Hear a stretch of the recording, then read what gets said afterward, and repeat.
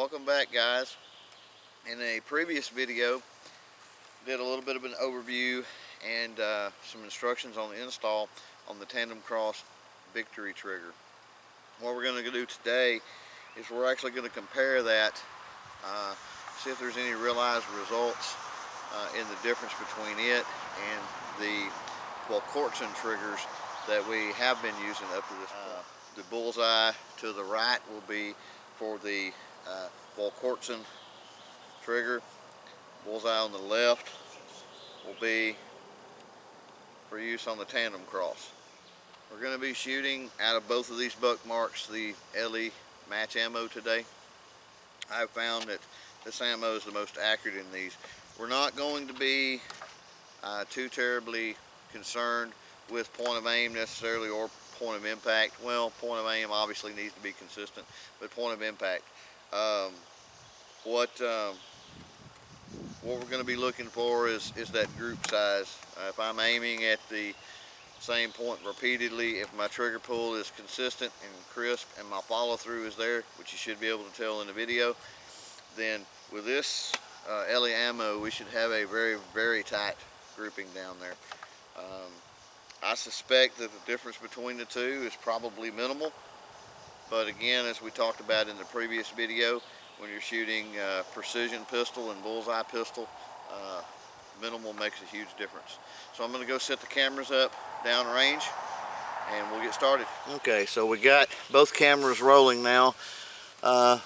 In most of your bullseye matches, you're going to be one-handed. I'm going to sort of steady, I believe, with my left hand a little bit. Try to keep it out of the way so you can see everything going on inside here. Okay. Now, what I'd mentioned in the previous video was the curve shape of this Volquartsen trigger. Notice how I can kind of grab here, but notice my finger moves. It's kind of straight, but as I move in, it kind of gets a cant to it. Same thing if I was to grip a little low. Let's say my hands were on this grip a little differently, or my hands were bigger or smaller, you know, I could be down here. It just doesn't seem as consistent as the flat face on that Tandem Cross. That's sort of a theory we're going to test today. So let me get my ears in. I already have my eyes on, as you can tell. And we're going to put 5 rounds on target. Switch pistols. Put 5 more rounds on target, and then we'll go look at our results.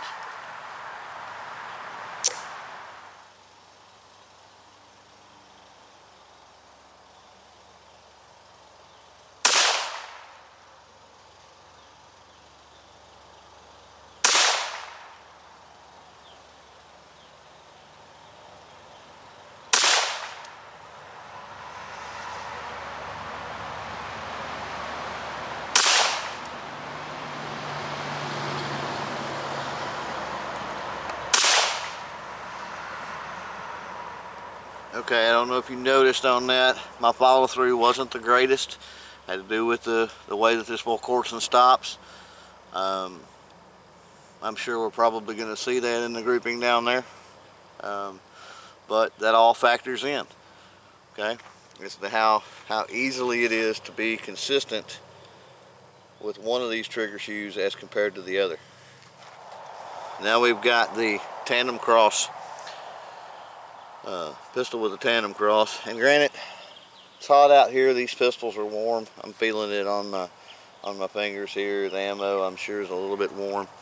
So that's another reason I said we're not really going to be too concerned with where the point of impact is.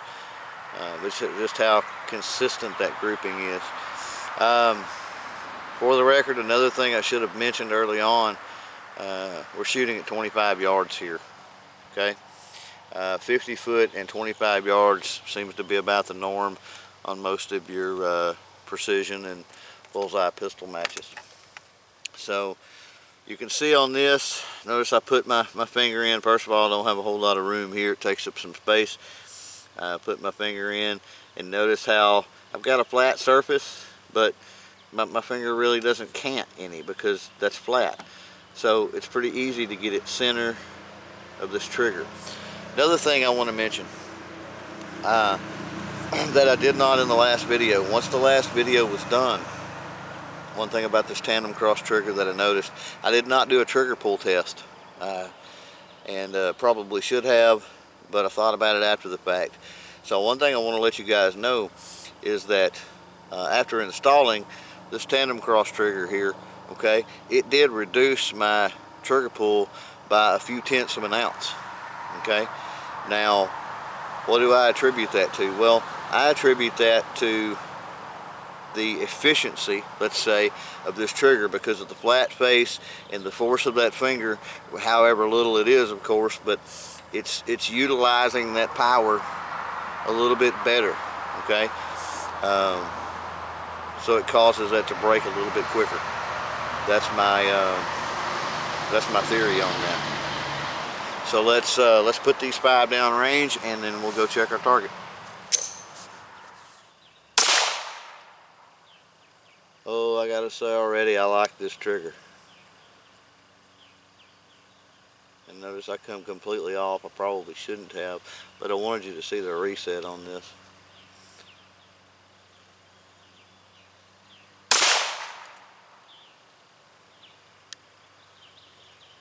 There's the reset without me coming off.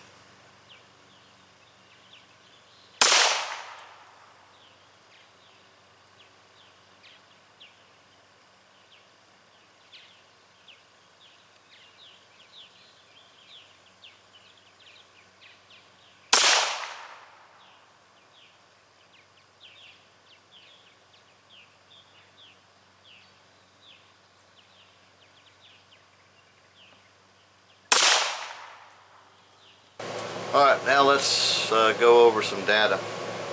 Let's see what the differences are here. Notice we're not counting the flyer.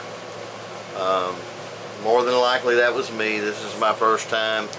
That was the first time I'd ever shot this Tandem Cross trigger in one of these pistols.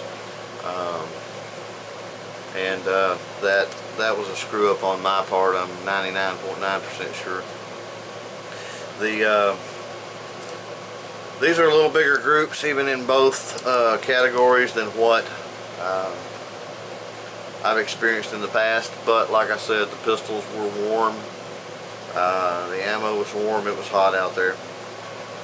At any rate, if we knock out the flyer here, the Tandem Cross, with the Tandem Cross trigger, we got a 443, a little bit less than a half-inch group there, and you know, not a bad group. With the Volquartsen, obviously, it's a 6.55. Still a good group. Difference of not even a quarter of an inch. But again, a quarter of an inch in a bullseye match is pretty significant. This Tandem Cross trigger, the flat face, I do know for a fact it feels better. Boy, it's got a very fast, very crisp break to it. It actually reduced the trigger pull by a few tenths of an ounce, which was nice. The stop that's on here, I was a little bit hesitant with the stop when I installed it. Did not mention it in that video, and I apologize for that. I should have, because I was thinking if I could make one recommendation to Tandem Cross, it would be to actually put this stop up higher, because down here it's kind of in the curve of this trigger guard here, and in dry firing it kind of felt weird. It felt like it might dig in here because this is curved and hang up. Live fire was not a problem. It felt great. So I don't know that is actually going to be an issue or not. So the 3 questions that were answered for me were: did it work? Yeah, it worked, and it worked great. Number 2, was I still happy that I bought them? Yeah, I am. I would buy them again. The 3rd question is, am I going to enjoy the time to get to know this trigger and where the brake is and how well it works? And hey, any time on the range is a great day.